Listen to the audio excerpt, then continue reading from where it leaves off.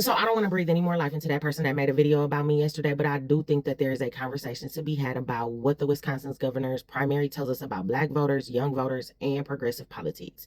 So let's talk about what the data actually tells us.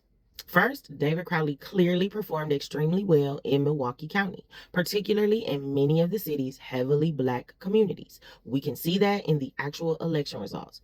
But we have got to be careful about turning geographic voting patterns into claims about individual voters. Election results can certainly show us where a candidate performed well, but it doesn't automatically tell us the racial breakdown of each individual voter.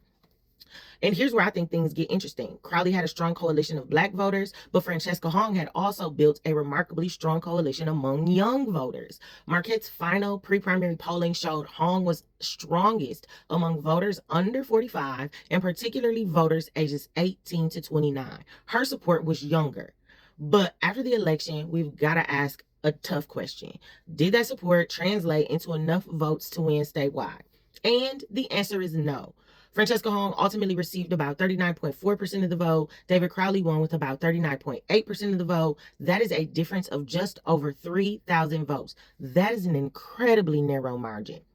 So I don't think that the takeaway should be that progressive politics was rejected in Wisconsin or Black voters overwhelmingly support David Crowley. Francesca Hong came within a few thousand votes of winning the Democratic nomination. What I actually see is two different Democratic coalitions. David Crowley demonstrated the understanding and power of relationships and strong support in Milwaukee's Black community. Francesca Hong demonstrated that there is a very real constituency of younger voters who want more progressive policies. But neither coalition by itself was enough to win decisively. And this is the part that I really hope Democrats and progressives pay attention to. Black voters aren't a monolith. Young voters aren't a monolith, and progressive voters aren't a monolith. So maybe the lesson isn't about who voted for who, because David Crowley won by less than 1 percentage point. The lesson is, how do we bring these coalitions together, connect policy to people's lives, and build something bigger than either coalition could build alone? Okay? Bye.